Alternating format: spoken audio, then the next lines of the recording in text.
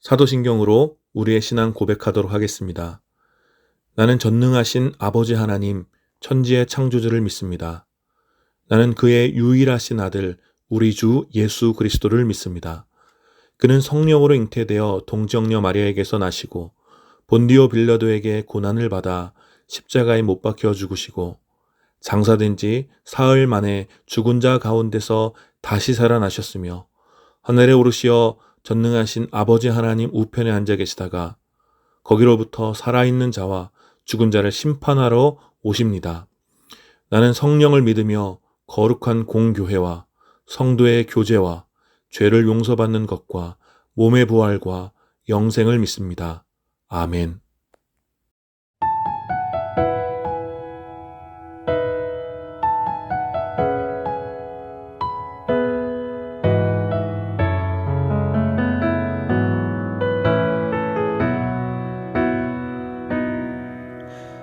이 세상을 살아가는 동안에 나의 힘을 의지할 수 없으니 기도하고 낙심하지 말 것은 주께서 참 소망이 되심이라.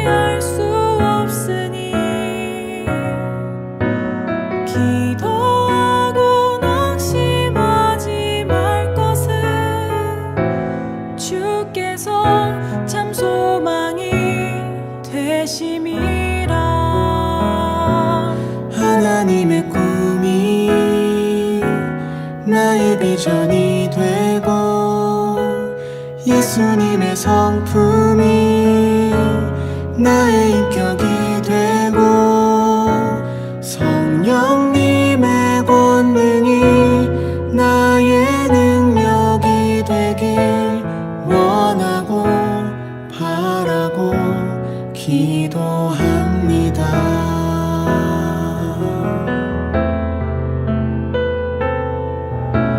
주의 길을 걸어가는 동안에 세상에 곧 의지할 수 없으니 감사하고 낙심하지 말 것은 주께서 참 기쁨이 되심이라. 하나님의 꿈이 나의 비전이 되고 예수님의 성품이 나의 인격이 되고 성령님의 권능이 나의 능력이 되길 원하고 바라고 기도합니다.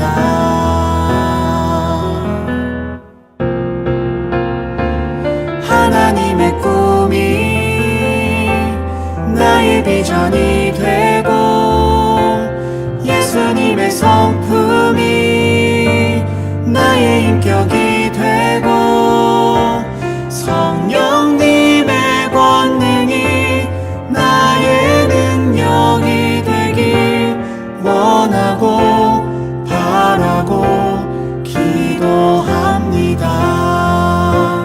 원하고 바라고 기도합니다.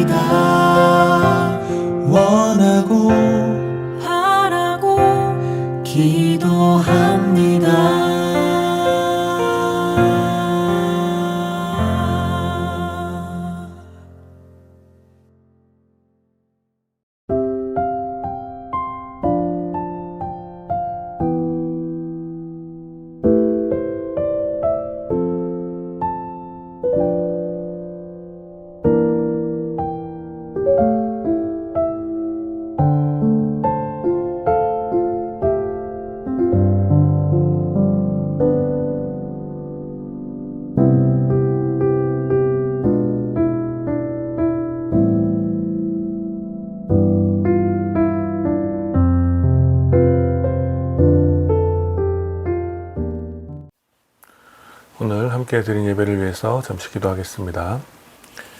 거룩하신 하나님, 은혜를 감사합니다. 오늘도 주님께서 기뻐하시는 날, 부족한 주님의 종들이 또 흩어진 곳에서 마음을 다해 주님 앞에 예배 드릴 때 주님 예배를 온전히 받아 주시옵소서. 예배 가운데 드려지는 모든 찬양의 고백과 또 신앙의 고백과 적은 예물로 드려지는 우리의 모든 삶의 고백을 주님께서 기쁘게 받아주시고 세상에 줄 수 없는 참된 위로와 평안을 예배자들 가운데 충만히 부어 주시옵소서. 주님, 이 시간 이 예배를 온전히 주님께만 올려드립니다. 주님 홀로 영광 받아주시고 우리가 주님의 은혜의 보좌 앞에서 마음껏 주님을 즐거워하는 그런 복된 예배 될 수 있도록 성령 하나님 교통하여 주시옵소서. 감사드리며 우리 주 예수 그리스도의 이름으로 기도드립니다. 아멘. 오늘 함께 나눌 하나님 말씀은 사도행전 4장 11절부터 12절까지 말씀입니다. 사도행전 4장 11절 12절 제가 봉독하겠습니다. 이 예수는 너희들 집 짓는 사람들에게는 버림받은 돌이지만 집 모퉁이의 머릿돌이 되신 분입니다. 이 예수밖에는 다른 아무에게도 구원은 없습니다. 사람들에게 주신 이름 가운데 우리가 의지하여 구원을 얻어야 할 이름은 하늘 아래의 이 이름밖에 다른 이름이 없습니다. 아멘. 오늘 이 본문을 중심으로 사도행전 강의 23번째 시간 머릿돌 예수라는 제목으로 여러분들과 함께 은혜 나누기 원합니다. 이제 삶이 분주해지고 또 정신없이 살게 되는 삶이 계속해서 반복되다 보면 종종 잊어서는 안 될 그런 중요한 진리를 과소평가할 때가 있습니다.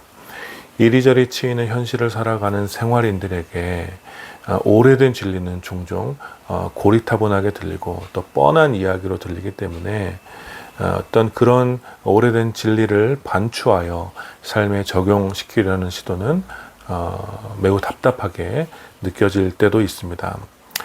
그래서 평범한 일상을 살아가는 보통 사람들은 우리 삶이 어디를 향하여 가고 있는지 혹은 우리 삶의 방향을 진지하게 숙고할 수 있는 그런 여력이 없어 보일 때가 많죠. 우리 모두가 잘 알고 있다시피 같은 점에서 출발을 하더라도 아주 작은 각도의 차이가 결국 다시는 만날 수 없는 서로 다른 방향을 향하여 뻗어나가게 된다는 것을 잘 알고 있습니다. 그것은 직선이든 인생이든 무엇이나 마찬가지이죠. 같은 점에서 시작했다고 해서 모두 같은 방향으로 나아가고 끝내 같은 지점에 도착하게 되는 것이 아니라는 것쯤은 우리 모두 잘 알고 있는 사실이죠. 사소한 방향의 차이는 가면 갈수록 다시는 만날 수 없는 완전히 다른 길을 걷게 됩니다.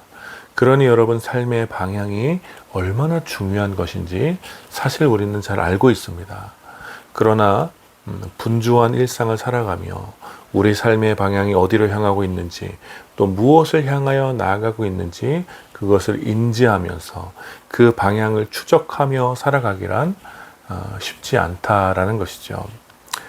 우리는 흔히 오늘의 선택이 내일의 삶의 방향을 결정한다고 생각하지만 실상은 이미 나아가고 있는 삶의 방향, 우리의 삶이 이미 나아가고 있는 삶의 방향 속에서 선택을 하며 살아갈 때가 훨씬 많습니다. 그러나 그럼에도 불구하고 바쁘다는 핑계로 고단한 현실의 일상 속에서 우리 삶의 방향을 무시할 때가 참 많다는 것이 안타까운 현실이죠.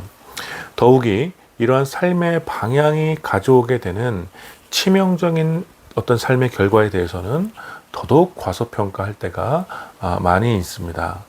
하루의 일과가 바쁘면 바쁠수록 오늘 해야 하는 고민과 걱정 또 염려가 많으면 많을수록 당장 오늘의 문제가 중요하기 때문에 나중에 우리 삶의 이 삶의 방향으로 나아갔을 때 그 나중에 우리 삶이 어떤 방향으로 나아가 어떤 곳에 도달하게 될지 생각할 여력도 없고 그러한 생각 자체가 때로는 사치스럽게 느껴지는 것이죠. 그러나 여러분, 이러한 생각은 매우 위험합니다.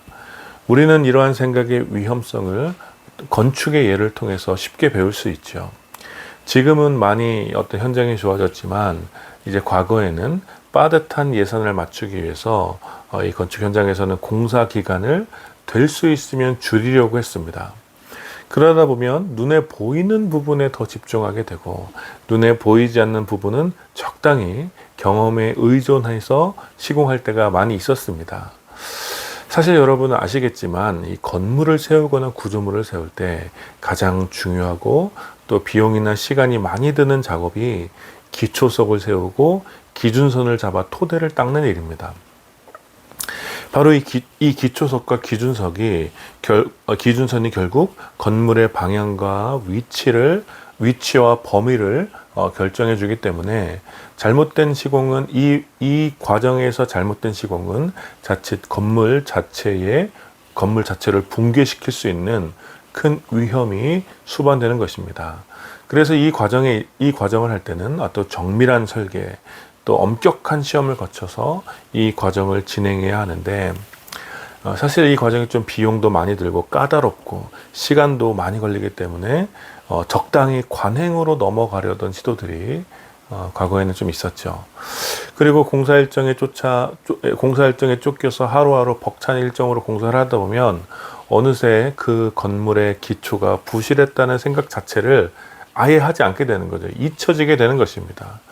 그저 그날 하루에 시공해야 할 부분을 끝내야 내일 또 다른 작업을 할 수 있다는 생각에 이 건물이 지금 바른 기초 위에 세워져 있는지 돌아볼 겨를도 없고 설령 조금 부실하더라도 이미 이 토대가 부실하더라도 지금 건물이 지어져서 계속 올라가고 있는데 어쩔 방법이 없다고 생각하기 때문에 그냥 대충 뭉개고 넘어갈 때가 많다라는 거예요. 그러나 여러분 어떻습니까? 바로 우리는 이러한 공사를 부실 시공이라고 이야기하는 것입니다. 특별히 기초석과 기준선이 잘못되어 건물 자체가 무너진 사례들, 그러한 부실 시공으로 인해서 건물 자체가 무너진 사례들이 꽤 있지요. 그리고 그 결과는 매우 참혹해서 대형 인명 피해로 확장되는 경우도 굉장히 많이 있었습니다. 기초석과 기준석이 잘못된 건물은 계속해서 건물이 올라가고 겉보기에 그럴싸해 보일 수도 있지만 결국 매우 위태로운 상태에서 그냥 간신히 버티고 있는 것이며 최악의 경우 대형 인명 피해를 가져올 수도 있다는 것입니다. 따라서 아무리 바쁜 일정으로 공사를 진행하더라도 이 기초석과 기준선, 건물의 방향과 위치를 또 범위를 결정하는 이 작업은 매우 신중하고 치밀하게 해야 하는 것이죠. 그리고 오늘 우리가 함께 읽은 본문에서는 우리가 세워가는 이 인생이라는 건물, 이 교회라는 공동체에서 이러한 기초석과 기준선이, 즉 우리 삶의 방향과 위치를 결정하는 것이 얼마나 중요한 것인지를 선명하게 가르쳐주고 있습니다. 오늘 본문은 예수의 부활을 증언한 제자들을 재판하는 공회의를 배경으로 하고 있습니다. 날 때부터 걷지 못했던 사람을 걷게 한 기적을 이제 수많은 사람들이 목격했고 그 자리에서 예수 그리스도의 부활을 증언한 베드로의 이야기를 듣고 예수를 믿게 된 사람이 성인 남자만 5,000명 정도가 될 정도로 허다한 무리가 이 사건에 연루되어 있었습니다. 그러나 예수의 부활과 또 예수 이야기 그 자체를 혐오했던 당시의 유력한 종교 귀족들은 제자들의 이러한 증언을 몹시 싫어했죠. 그래서 제자들을 잡아 가두었습니다. 그러나 문제가 있었죠. 그것은 제자들이 베푼 기적과 또 제자들의 이야기를 목격하고 들었던 사람이 너무 많았다라는 거예요. 그래서 그들 마음대로 제자들을 처벌했다가는 더 큰 소동이 일어날 수 있었기 때문에 제사장 무리들은 공회의를 열기로 했습니다. 그리고 다음날 당시 가장 유명했던 종교 귀족들이 다 모여서 그 위험 있는 모습으로 제자들을 신문하기 시작했습니다. 사실 유대 사회에서 대제사장을 필두로 한 종교 귀족들은 강력한 권세의 상징이었습니다. 그들은 제사장 가문이라는 태생적인 권력을 발판 삼아서 로마와의 협력을 주도했고 또 공회의를 통해서 유대인들을 실제로 통치했습니다. 그러니 그들은 종교적인 권세뿐만 아니라 정치적이고 경제적인 권세까지 가지고 있었던 매우 권위 있는 사람들이었어요.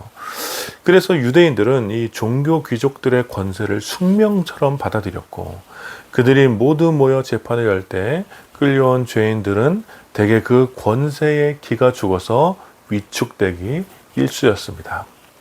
그러나 오늘 공회의에 선 베드로와 예수의 제자들은 달랐습니다. 오히려 제자들은 성령의 능력을 힘입어 대담하게 증언을 이어갔습니다. 그것은 제자들에게 있어 제사장 무리의 권세보다 예수 그리스도의 권세가 압도적으로 높다라는 것을 제자들이 믿었기 때문이었죠. 그래서 제자들에게 너희는 무슨 권세와 누구의 이름으로 이런 일을 행하는가? 라고 묻는 그 질문에 예수님의 제자들은 담대하게 바로 부활하신 예수 그리스도의 이름을 힘입어서 행하는 것이라고 증언했던 것입니다. 그리고 이어지는 본문이 오늘 우리가 함께 읽은 내용입니다. 베드로는 이어서 예수 그리스도에 대하여 이렇게 설명합니다. 11절에 이렇게 설명하죠. 이 예수는 너희들 집 짓는 사람들에게는 버림받은 돌이지만 집 모퉁이의 머릿돌이 되신 분이십니다. 여러분, 지금 이 본문에서 베드로의 설명은 매우 탁월합니다. 베드로는 건축을 비유할 뿐만 아니라 이 본문 시편의 본문을 가져와 예수님께서 어떤 분이신지 설명하고 있는 거예요. 베드로는 시편 118편 22절의 기록을 가져와서 이 구약의 말씀처럼 내어버림 되신 예수께서 집 모퉁이의 머릿돌이 되었음을 선언한 것입니다. 이 시편 118편은 이스라엘의 구원을 찬송하는 왕의 노래입니다.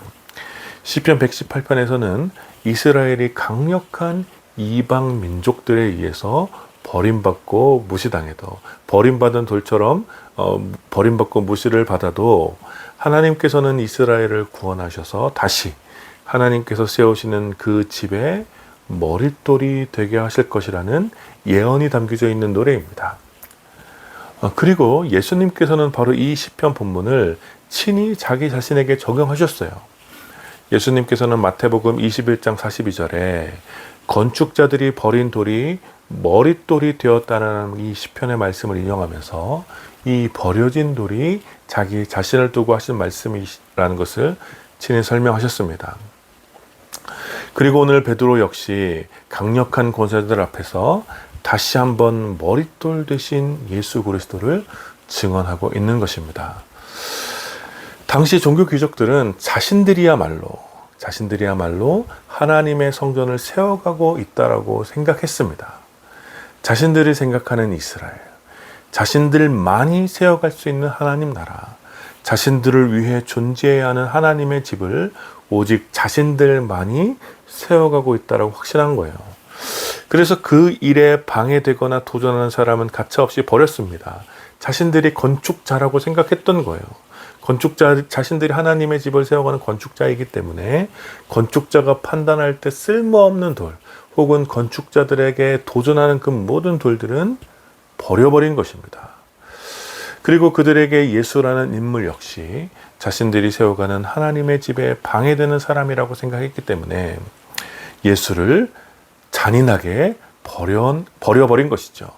그래서 베드로는 오늘 그들의 심리와 상태를 정확하게 알고 이렇게 말한 것입니다.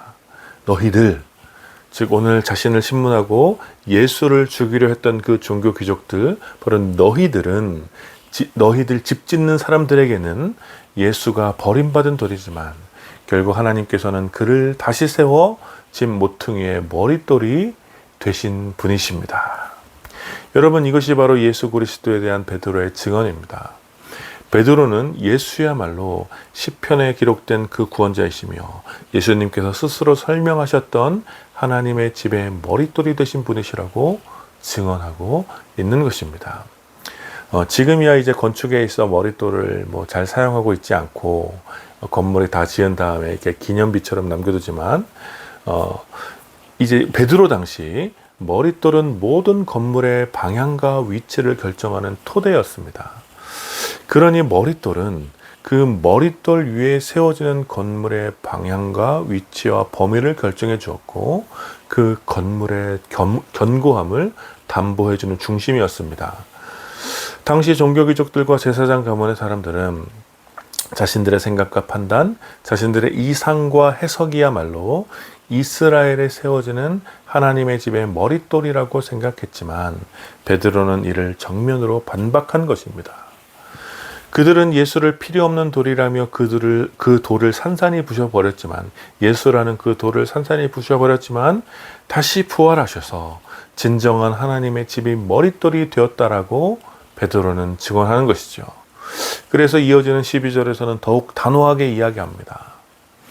이 예수 밖에는 다른 아무에게도 구원은 없습니다. 사람들에게 주신 이름 가운데 우리가 의지하여 구원을 얻어야 할 이름은 하늘 아래의 이 이름 예수 밖에 다른 이름이 없습니다. 아멘. 베드로는 오직 예수 밖에는 다른 아무에게도 구원이 없다고 단호하게 증언합니다. 지금까지 유대인들은 제사장의 무리와 종교 권세자들을 통해 하나님의 구원에 대해 배워왔습니다. 종교 귀족들이 세운 집의 토대는 바로 그들이 이해하는 율법과 전통 그리고 통치를 위해 필요한 자의적인 해석들이었습니다. 이것이 바로 종교 귀족들이 세운 집의 토대였어요. 그래서 누구의 해석인지 또 누구의 판단인지 그것이 보통의 유대인들에게 있어 매우 중요한 권위를 이루는 전통이었습니다. 이 율법에 대해서 어떤 권위 있는 자들의 해석이 굉장히 중요했다라는 거예요. 그 이름의 권위가. 그런데 지금 베드로는 이를 정면으로 반박하는 것입니다. 사람들에게 주신 이름 가운데 그 이름이 아무리 뛰어난 권위자, 아무리 뛰어난 권세자들이라고 하더라도 그 모든 이름 가운데 우리가 의지하여 구원을 얻어야 할 이름은 하늘 아래에 오직 예수 그리스도 그 이름밖에 없다라는 것입니다. 따라서 베드로는 하나님의 집의 머릿돌은 오직 예수 그리스도이시기 때문에 그 외에 다른 머릿돌 위에 세워져 가는 집은 영원하지 않고 결국 무너지게 될 것이라는 것을 암시하고 있는 것이죠. 바로 제사장들의 무리 그들이 세워가는 그 머릿돌 위에 세워가는 집은 무너지게 될 거라는 거예요. 그리고 오직 예수 그리스도, 오직 그 이름 위에 세워진 집만이 우리의 구원을 위한 유일한 하나님의 집이라는 것을 담대하게 증언하는 것입니다. 사랑하는 여러분, 이 말씀을 짧지만 우리 삶에 매우 강력한 도전이 됩니다. 여러분 삶의 머릿돌은 누구입니까? 여러분의 삶의 방향과 위치와 범위를 결정해 주는 분은 누구입니까? 여러분의 삶은 과연 어떤 토대 위에 지금 세워져 가고 있습니까? 이 질문에 대하여 우리가 오직 예수 그리스도라고 선뜻 대답하지 못한다면 우리는 어쩌면 우리 삶에 부실 시공을 하고 있는지도 모르겠습니다. 어쩌면 베드로 앞에 선 종교 귀족들처럼 자신들의 해석과 자신들의 이익과 자신들의 명성을 앞세운 토대 위에 자신들만을 위한 집을 세워가면서 마치 하나님의 집이라고 착각하며 살아가고 있는지도 모르겠습니다. 신앙생활에 익숙해졌다는 것은 우리에게 안정감을 가져다 주기도 하지만 종종 치명적인 위험 속으로 우리를 몰아가기도 합니다. 예를 들어 우리는 예수 그리스도를 믿는다는 것이 우리 삶에 어떤 의미가 있고 영향력을 가져다 주는지 쉽게 인지하지 못하고 추상적인 영역 속에 던져줄 때가 많다라는 거예요. 그저 예수를 향한 신앙이 우리가 힘들고 어려운 일을 만날 때 의지하고 도움을 얻을 수 있는 방편으로 전락하기도 하고 자신이 추구하는 정의와 사상의 근거를 위한 어떤 종교적 이론 혹은 도덕적 이론으로 전락하기도 합니다. 그리고 더 많은 경우는 그냥 익숙한 종교인의 삶의 루틴의 한 부분으로 여겨지며 또 다른 경우는 오직 천국을 위한 방편에만 머무르기도 합니다. 그러니 이 정도 수준의 이해와 신앙으로는 우리의 고단하고 분주한 일상에 침투하여 우리 삶 전체를 이끌어가는 에너지가 생기지 않는 것입니다. 그래서 점점 우리의 공적인 일상과 사적인 영역의 신앙은 분리되어 주일과 평일이 나뉘어지게 되고 교회와 직장이 분리되며 목회자와 평신도를 구분하게 되는 것입니다. 그저 우리 신앙은 내 개인적인 선택의 일부이며 주일에만 집중하고 교회 안에서만 잘 생활하면 되는 것으로 우리 인생에서 축소시키는 것이죠. 여러분, 그러나 그러한 신앙은 부실시공일 가능성이 매우 크다라는 것입니다.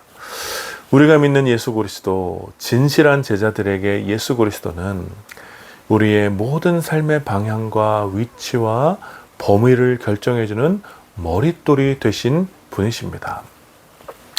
우리의 믿음은 우리의 삶이 예수 그리스도라는 토대 위에 세워져 가고 있다는 것을 믿는 거예요. 그러므로 참된 주님의 제자들의 삶의 방향은 매우 분명합니다.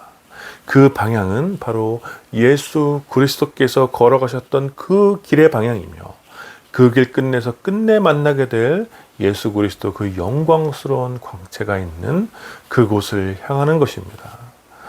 참된 주님의 제자들 삶의 위치 역시 분명합니다.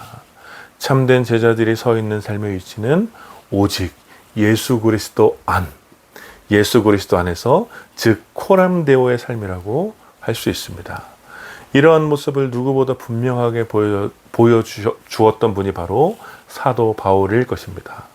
사도 바울은 감옥 안에 있으나, 또 돌을 맞는 핍박의 자리에 있으나, 또 수많은 사람들 앞에 찬사를 받는 자리에 있으나, 또 권력자들 앞에 있으나 그는 오직 예수 그리스도 안에 있었다라고 고백합니다. 우리가 어떤 직장에서 어떤 공간에 있든지 참된 주님의 제자들이라면 우리의 고백은 예수 그리스도 안에, 그곳이 어디가 되었든 어떤 상황이든 우리는 여전히 예수 그리스도 안에 서 있는 것입니다. 또한 참된 주님의 제자들의 삶의 범위 역시 분명합니다. 그것은 지금 여기와 모든 민족과 열방, 모든 창조 세계를 포함하는 것이죠. 왜냐하면 우리의 머릿돌이 되신 예수 그리스도께서는 우리 개인의 구주가 아니라 모든 민족과 열방의 구주이시기 때문입니다. 예수 그리스도께서 머릿돌이 되어 세워가시는 하나님의 집은 모든 민족과 열방 그리고 온 우주를 덮는 거대한 장막입니다. 따라서 참된 주님의 제자들은 언제나 땅끝을 향하게 되어 있습니다. 사랑하는 여러분, 이 사실이 얼마나 구체적이고 현실적입니까? 여러분, 예수 그리스도를 믿는다는 것은 절대로 추상적인 신앙의 언어 안에 머무르는 것이 아닙니다. 오히려 우리의 모든 삶의 방향과 위치와 범위를 결정하는 기준이 되며 우리 삶의 모든 선택의 기초가 되는 것입니다. 그리하여 진실한 주님의 제자들, 초대교회의 강력한 역사는 바로 이 머릿돌 위에 세워진 하나님 집의 견고함에서 비롯된 것입니다. 우리 삶의 방향이 결정되어 있기 때문에 제자들은 더 이상 내일을 결정하지 않죠. 그저 예수님 따라 예수님께서 가셨던 그 길을 걸어가면 되는 것입니다. 성령께서 인도하시는 그 길을 따라 걸어가는 것이죠. 또 우리 삶의 위치가 결정되어 있기 때문에 제자들은 더 이상 두려워하지 않습니다. 여러분, 그 어떤 성벽보다도 가장 안전한 안전지대, 예수 그리스도 안에 우리가 위치하고 있기 때문에 여러분, 무엇이 또 어떤 적이 두렵겠습니까? 또 우리 삶의 범위가 결정되었기 때문에 제자들은 이기적인 삶의 자리에 머무르지 않습니다. 우리 삶의 범위는 창조주 하나님의 통치 영역 모두를 포함하고 있기 때문입니다. 여러분, 이것이 얼마나 우리 삶을 위대하게 하며 우리의 가슴을 뛰게 하는 말입니까? 그러니 더 이상 작은 것에 연연하며 금세 사라질 것들의 마음을 빼앗기지 않게 되는 것입니다. 그러므로 사랑하는 여러분, 우리가 아무리 바쁘고 고단한 하루하루를 살아가더라도 우리 삶의 머릿돌 대신 예수 그리스도 위에서 우리 삶이 세워져 가고 있는지 늘 돌아보셔야 합니다. 바쁘다는 핑계로, 또 현실이 어렵다는 핑계로, 또 피곤하다는 핑계로, 또 이미 나도 다 알 거는 안다라는 그런 교만함을 핑계로 여러분의 삶을 부실공사하지 마십시오. 또 여러분의 하루를 부실공사하지 마십시오. 모래 위에 쌓은 성과 같이 금방이라도 무너져 내릴 것 같은 위태로운 인생에서 벗어나 예수 그리스도라는 머릿돌 위에 여러분의 삶을 세워가시기를 축복합니다. 그래서 이번 한 주간 날마다 여러분의 삶의 방향과 위치 그리고 여러분의 삶의 범위를 구체적으로 묵상하시면서 날마다 여러분의 삶을 세워가시는 여러분들이 되시기를 축복합니다. 예수 그리스도라는 머릿돌 위에 여러분의 삶을 세워서 그 어떤 위협과 풍파 또 유혹과 시험 속에서도 흔들리지 않고 담대하게 하나님의 나라를 세워가는 하나님의 성전을 그 하나님의 집을 함께 세워가는 여러분들이 되어주시기를 마음을 다해 축원합니다. 아멘. 우리 함께 말씀을 기억하시면서 함께 기도합시다. 우리의 머릿돌 되시는 예수 그리스도를 우리가 함께 의지하면서 우리 삶의 방향과 위치와 범위를 돌아보며 날마다 묵상해서 우리가 어디에 서 있는지 어떤 토대 위에 세워져 있는지 좀 돌아보는 우리가 될 수 있도록 기도했으면 좋겠습니다. 우리의 분주함과 또 우리의 고단함이 우리 삶의 토대를 무너뜨리는 실수를 범하지 않도록 좀 지혜와 담대함을 구하면서 오늘 말씀을 기억하시면서 기도하시고요. 계속해서 우리 나라를 위해서 또 열방을 위해서 특별히 여러 전쟁과 또 여러 기근과 또 여러 또 양극화와 또 수많은 사회적 현상들로 인해서 고통받고 있는 우리 이웃들을 돌아보면서 기도하시고 특별히 우리 회실 공동체 회원들 우리 톡방을 통해서 나누었던 그런 기도 제목들을 좀 나누면서 기억하시면서 잠시 함께 기도하도록 하겠습니다. 같이 기도합시다. 주님 오늘 감사합니다. 또 주의 말씀을 함께 나누며 또 우리 삶이 어떤 토대 위에 세워져 있는지 돌아볼 수 있도록 허락하여 주셔서 감사합니다. 오 주님 우리가 바람에 흩날리는 그런 삶이 아니라 또 빈약한 이해와 또 견고하지 못한 그런 토대 위에 우리 삶이 세워져 있지는 않도록 보며 오직 예수 그리스도를 머릿돌 삼아 그 위에 또 우리의 삶을 세워져 수 있도록 아버지 인도하여 주시옵소서. 그래서 우리가 날마다 우리 머릿돌 대신 예수 그리스도를 의지하여서 우리 삶의 방향과 위치와 범위를 날마다 기억하며 우리가 담대하게 함께 예수 그리스도를 의지하여서 하나님의 집을 세워가는 그런 삶을 살아갈 수 있도록 아버지 인도하여 주시옵소서. 또 우리의 분주함이나 또 우리의 고난함이 우리 삶의 토대를 무너뜨리는 실수를 범하지 않도록 주님 붙잡아 주시옵소서. 특별히 우리나라와 또 적과 또 열방의 또 여러 고통받고 있는 이들을 기도합니다. 주님 그들 가운데 진리한 시간을 할수 있도록 아버지 도와주시고 이러한 유해로 고통받는 자들 가운데 주님 특별한 점을 풀어주시옵소서. 거룩하신 하나님 은혜를 감사합니다. 오늘도 주의 말씀을 함께 나누며 또 우리의 머릿돌 되신 예수 그리스도를 또 기억하여 묵상할 수 있도록 도와주시니 감사합니다.